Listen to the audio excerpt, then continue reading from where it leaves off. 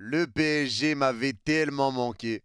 Le retour du PSG, c'est le retour du bonheur.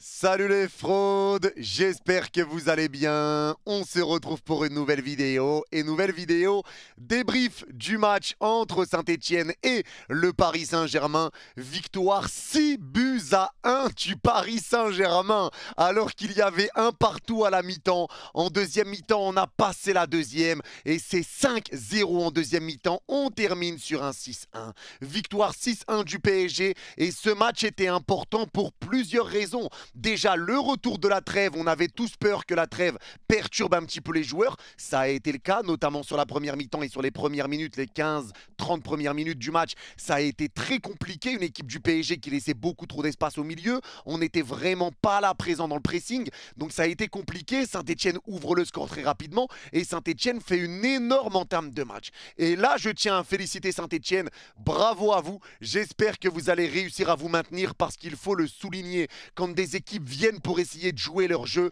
ils viennent en 4-2-3-1, ça essaye de mettre en place leur stratégie pour essayer de ramener la victoire. Tu essayes de jouer ton jeu contre le PSG et ça, il faut tirer son chapeau. Bravo à Saint-Etienne, j'espère vraiment que vous allez vous maintenir. C'est possible, ça va pas être facile, mais c'est possible. Bonne chance à vous, bravo pour l'entame de match, vous avez fait une entame de match qui était totalement folle. Vous nous avez fait énormément de mal pendant un bon gros quart d'heure, 20 minutes. Ça a été très dur. Et l'inquiétude qu'on avait, c'est justement cette trêve. Et là, les gars, on ne peut pas commencer à tirer des grandes conclusions par rapport à la première mi-temps. Il y a le retour de trêve, l'équipe a tourné, Vitinha a été sur le banc, il n'y avait pas de Hakimi, il n'y avait pas de Nuno Mendes, il y a des joueurs qui n'étaient pas là.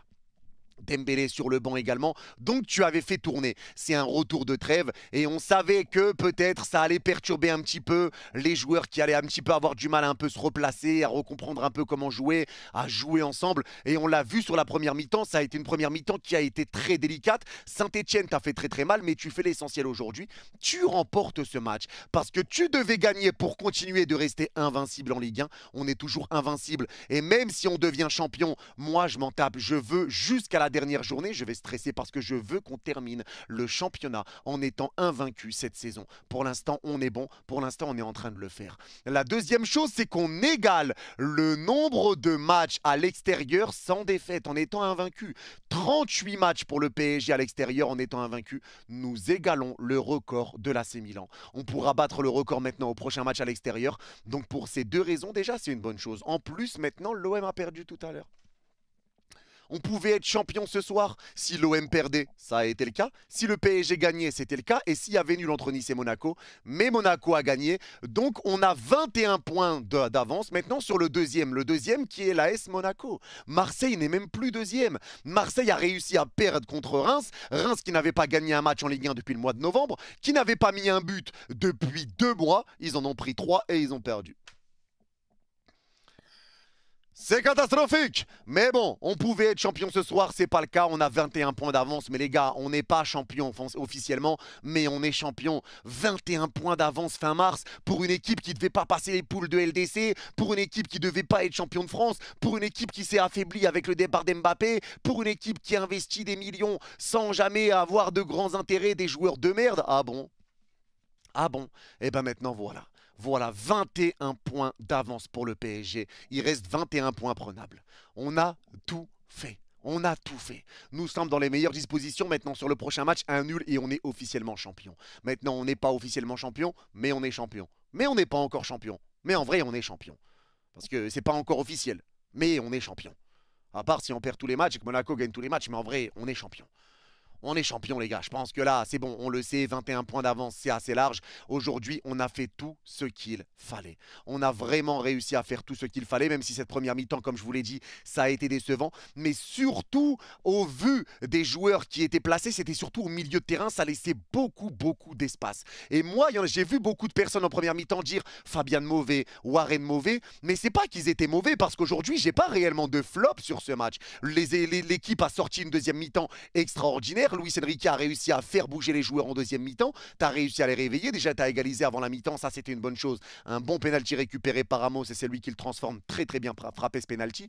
Mais c'est surtout pour moi le duo Warren-Fabian qui fonctionne pas parfaitement. Et on l'a vu au milieu de terrain, on laissait beaucoup trop d'espace et on mettait pas en place le contre-pressing. On était un petit peu trop tranquille. On a laissé Saint-Etienne jouer. On n'a pas joué avec nos qualités. C'est pas le PSG qu'on voyait. C'était vraiment les 30 premières minutes, j'ai envie de dire.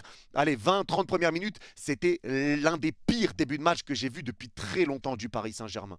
Maintenant, ça a tourné, la trêve, etc. Tout ça, ça s'explique. Maintenant, la deuxième mi-temps du PSG, c'est une masterclass.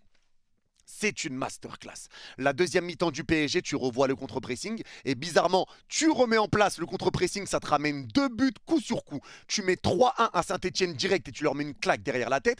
Donc tu les éteins grâce à ce contre-pressing. Tous les joueurs étaient concernés. Au milieu de terrain, il n'y a plus rien qui passait. Saint-Etienne n'arrivait plus à aller de l'avant. Saint-Etienne n'arrivait plus à être dangereux. Et toi, tu récupérais les ballons et tu arrivais à partir dans leur dos parce que Saint-Etienne laissait de l'espace. Mais tu pressais, tu récupérais les ballons, tu combinais. Il y avait des appels dans tous les sens. Les joueurs partaient tous devant, les joueurs revenaient défendre. Et je vais commencer par le dire et par parler de ce joueur qui n'est autre que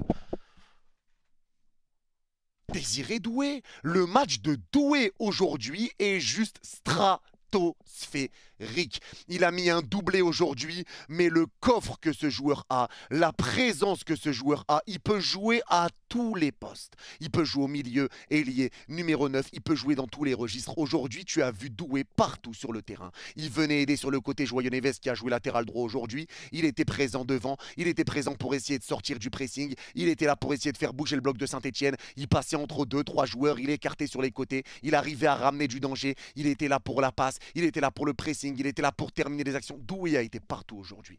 Il a été partout. Ce joueur-là est le régène de Neymar. Les gars, c'est un crack. La définition crack, là, on peut vraiment lui coller à Désiré Doué. Ce joueur-là est monstrueux. La forme dans laquelle il est, elle est monstrueuse. Il est heureux au PSG, il s'éclate au PSG et il fait du bien au Paris Saint-Germain. Ce joueur-là est trop fort. Il a été monstrueux aujourd'hui. Le premier but qu'il met, c'est une frappe premier poteau un peu à la Mbappé. Il nous fait une spéciale Mbappé. Le deuxième but, c'est une passe de Fabian. Il vient t'envoyer une minace. Minace en lucarne à bout portant. L'Arseneur peut rien faire. Le match de Doué aujourd'hui a juste été stratosphérique. Il a été présent dans tous les bons coups. Il a su garder le ballon. Il a su ressortir du pressing. Il a su passer, se faufiler entre 2-3 joueurs, écarter sur les côtés pour ramener justement des situations pour le PSG. Il a été buteur. Il est revenu défendre. Il a aidé les milieux de terrain. Il a aidé la défense.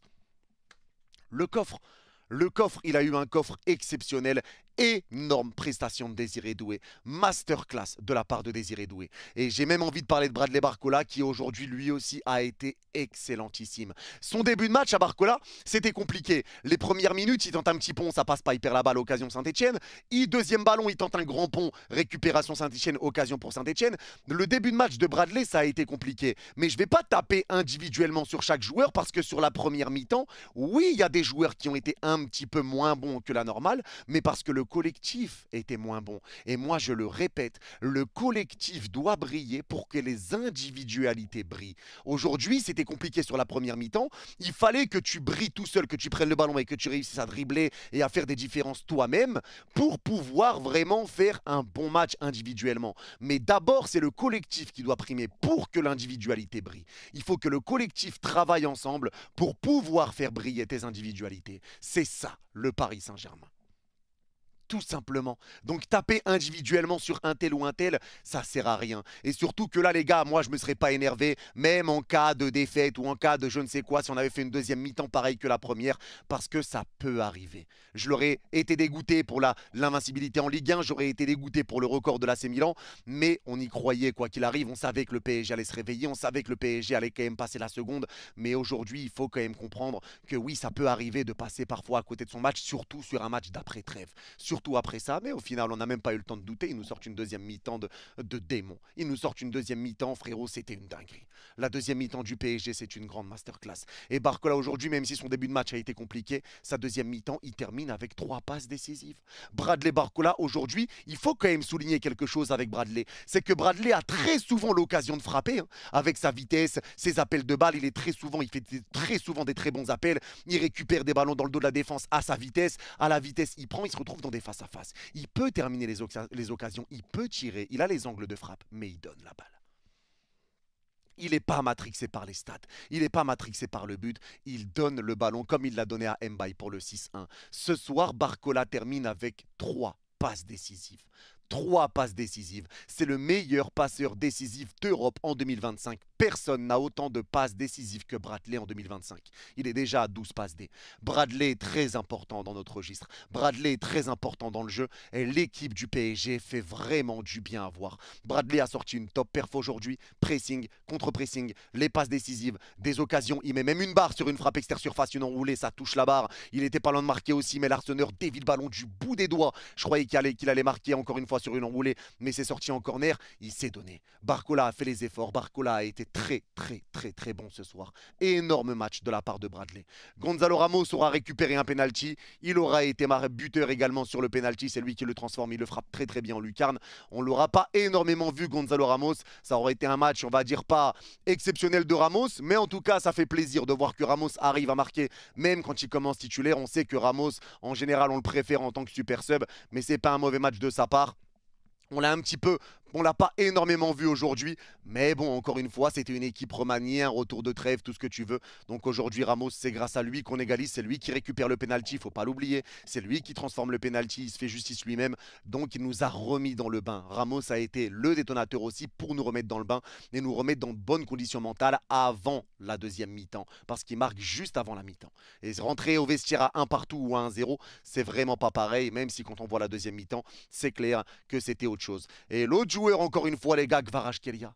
Kvaratskhelia, moi, les gars, je ne peux que me taire. Parce qu'il y en a beaucoup qui disaient qu'ils n'avaient pas aimé sa première mi-temps. C'était un petit peu mitigé dans le chat. C'était un qui me disait s'il était bon, un qui me disait il n'était pas bon.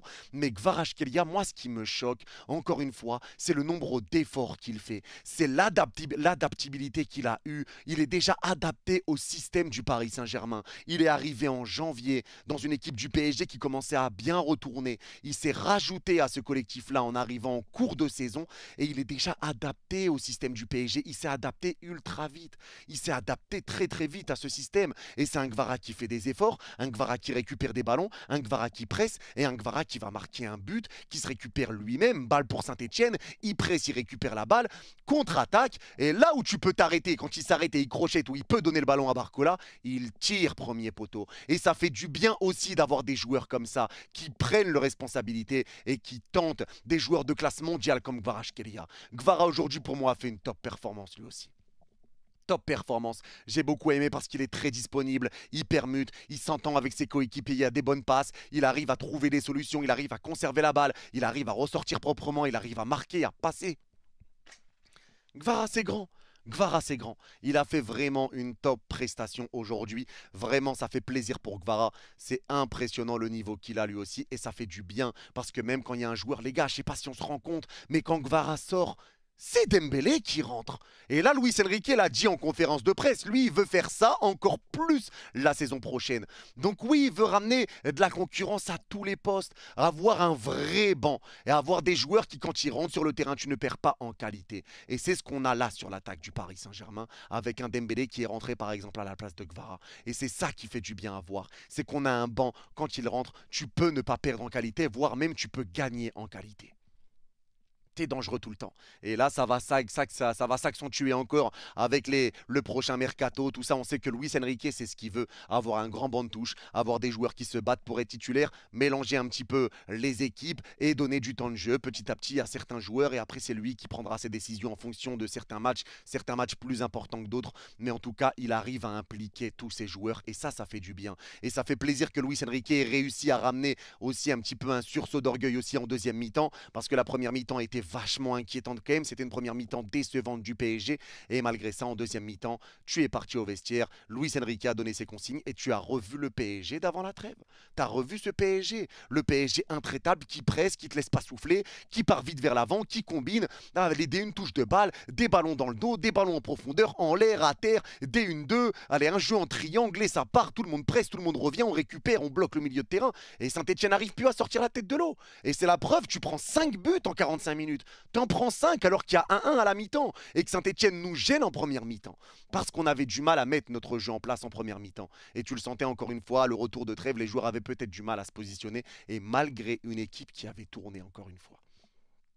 Chapeau, moi je peux que applaudir. Et l'autre joueur dont je vais parler maintenant, c'est Fabian Ruiz. Parce que Fabian, qui est beaucoup critiqué, qui en prend beaucoup pour son grade, qui est beaucoup insulté, aujourd'hui pour moi Fabian continue sur la lignée des derniers matchs. Fabian fait un bon match aujourd'hui. Pour moi, Fabian fait un bon match. C'est vrai que Warren plus Fabian ensemble, pour moi, c'est plus le duo qui peut ramener des problèmes parce que j'ai l'impression que ça ne matche pas les deux ensemble. J'ai l'impression que ça ne matche pas réellement les deux ensemble. Mais Fabian, aujourd'hui, pour moi, fait un bon match. C'est lui qui vient presser pour récupérer un ballon qui était perdu par Barcola au départ. C'est lui qui vient presser pour récupérer le ballon et pour relancer Barcola en profondeur derrière. Et après, Barcola est décisif sur la passe. C'est pour Doué, je crois. Ce but-là, c'est Doué qui marque. Je ne sais plus trop. Mais c'est Fabian qui récupère. Fabian a été impressionnant dans le pressing, dans le contre-pressing. Encore une fois, en première mi-temps, c'est très souvent sur des dégagements parisiens, c'est très souvent Fabian qui était là. Fabian pour jouer vers l'avant, pour essayer de servir les attaquants. Il récupérait sur un dégagement parisien à gauche du rond central, pris par deux joueurs, passe entre les deux, ça met une profondeur. Alors oui, il a raté des frappes, il y a eu deux occasions, il a tiré à côté, mais ça arrive. Parce que j'ai l'impression qu'avec Fabian, on va retenir tout le temps que le négatif. Il peut faire tout ce qu'il y a de bon, il va rater une passe, on va dire il pue la merde. Les gars, à un moment donné, prenons du recul aussi sur Fabian. Là, ce qu'il fait depuis un certain temps, Fabian, c'est très fort. C'est très fort. Et moi, cette version-là de Fabian, je l'aime bien. Même si tout n'est pas parfait, même s'il y a des choses, on a l'impression des fois, c'est un peu n'importe quoi quand il a le ballon, etc. Mais il fait du bien. Il fait du bien à cette équipe et il cavale. Il court. Il fait les efforts. Il récupère des ballons. Il t'aide au milieu de terrain. Il fait du bien, Fabian, et même offensivement, il te ramène du danger. Ces appels de balles, les gars, on peut en parler aussi des appels de Fabian. Les appels qu'il fait dans le dos des défenseurs, c'était déjà le cas contre Marseille, mais les appels qu'a Fabian, le placement qu'il a, bizarrement, vous trouvez pas ça bizarre que tout le temps il est placé au bon endroit, que c'est lui qui a le ballon à chaque fois qu'on peut repartir vers l'avant? Vous trouvez pas ça bizarre? C'est pas anodin. Ce n'est pas anodin, les gars. C'est pas anodin. Fabian a fait du bien aujourd'hui. Fabian est sur sa lignée et ça fait du bien et il faut le souligner. Faut le souligner, bon match de la part de Fabian, et également bon match de la part de Warren Zaïre-Emery. Ça fait plaisir de revoir Warren. Moi, vous savez que c'est l'un de mes chouchous, Warren. Je l'aime tellement, ce joueur. Et aujourd'hui, il a été bon. Il aura été important dans les récupérations. Il aura été important pour venir aider justement sur le côté Neves, pour aider les défenseurs centraux, pour essayer de ressortir proprement, pour garder le ballon sous pression, parce que Saint-Etienne pressait énormément. J'ai bien aimé le match de Warren. C'est pas le meilleur match de sa vie, mais ça aura été un match un petit peu dans le travail de l'ombre, où il aura fait du bien, où il aura été important également pour les récupérations du ballon et pour nous donner un petit peu d'oxygène et pour ressortir rapidement. Je rappelle aussi qu'il est revenu de blessure, il n'a pas eu énormément de temps de jeu depuis, il n'a pas joué pendant la trêve avec la France, donc tout ça s'explique aussi. Laissons aussi le temps à Warren de se remettre en place, mais aujourd'hui pour moi ça a été un bon match de la part de Warren. Sur le côté droit, Joyeux Neves, encore une fois, lui il est bon partout, hein. Tu peux le mettre à droite, au milieu, devant, dans les tribunes, frérot, tu peux le mettre partout, hein. Tu peux le mettre partout, Neves. Et Neves a sorti une masterclass également sur le côté droit. Il a été vraiment très bon. Impeccable, ça fait du bien également parce qu'on a pu faire souffler Hakimi, donc ça c'est une très bonne nouvelle, tant mieux. La défense centrale, Pacho, exceptionnel, encore une fois Pacho impeccable, pas d'erreur dans ses passes, des bonnes récupérations, il a été vigilant, il a repoussé beaucoup les tentatives de Saint-Etienne, notamment en première mi-temps. Pacho a tenu la baraque, il a fait beaucoup de bien. Beraldo un petit peu plus compliqué parce que lui il y a des ballons qui passaient un petit peu trop facilement, il se faisait un petit peu manger, surtout en première mi-temps quand on était vraiment sollicité, mais encore une fois pour la défense, j'ai même pas envie de leur tomber dessus parce que le milieu était écarté, parce qu'on ne mettait pas en place le pressing, le milieu laissait de l'espace, les Stéphanois arrivaient à se relancer rapidement, facilement. Donc ça partait, côté gauche, centre, tout ça, tu te faisais un petit peu manger facilement en 1-2, mais tu étais un petit peu abandonné par le milieu. Donc aujourd'hui, la première mi-temps, en tout cas les 30 premières minutes de la première mi-temps, ça a été un peu compliqué, après le PSG s'est réveillé, on arrivait à être plus dangereux, mais il nous manquait toujours ce dernier tir, cette dernière passe, il y a toujours un truc qui coinçait, mais on était beaucoup plus dans le match et beaucoup plus dangereux. Mais à la fin du match, ça fait 6-1, triple passe décisive de Barcola, un but de Ramos, doublé de Désiré Doué, un but de Kvaratskhelia, un but de Joyeux Neves. Neves a été buteur également aujourd'hui sur une passe de Barcola. Neves a été buteur, ça fait plaisir. Ça fait plaisir de retrouver ce PSG, de voir que même s'il y a une mi-temps qui ne va pas, c'est corrigé en deuxième mi-temps. Franchement, ça fait plaisir. Ce match a été un match régalade. On a maintenant 21 points d'avance sur le deuxième, qui n'est même plus l'OM, c'est l'AS Monaco. 21 points d'avance le 29 mars, les gars. 21 points d'avance et il reste 21 points prenables. Comme je vous l'ai dit, on n'est pas encore champion, mais on est champion. Mais on n'est pas encore champion officiellement. Mais en vrai, on est champion. On est champion. Donc maintenant, on peut être champion au prochain match en cas de match nul contre Angers, je crois, samedi. On peut être champion ce week-end. Avec un match nul, ça suffira pour prendre le trophée, pour prendre le titre au Parc des Princes devant nos supporters. Donc ça fait plaisir. Mais en tout cas, le PSG m'avait manqué. Luis Enrique m'avait manqué. Et même si l'équipe a tourné, même si c'est un retour de trêve, on a vu un très sérieux PSG. Merci Doué, merci Bradley, merci tout le monde. C'était un régal ce soir et sur cette deuxième mi-temps. Bravo au Paris Saint-Germain. Maintenant, place à la suite. Aston Villa, le match de Coupe de France là ce mardi contre Dunkerque. Aston Villa a validé le titre de Ligue 1 officiellement, même si on est champion. Et pas officiellement, mais en vrai, on est champion. Mais bon, vous avez compris. En tout cas, c'est tout pour ce débrief. Merci à tous de l'avoir regardé. Pour ceux qui ont regardé cette vidéo jusqu'au bout, n'hésitez pas à mettre champion mon frère en commentaire et je comprendrai que vous l'avez vu jusqu'au bout. Prenez soin de vous. Vous êtes les Gout et allez Paris. Bye bye les Gout.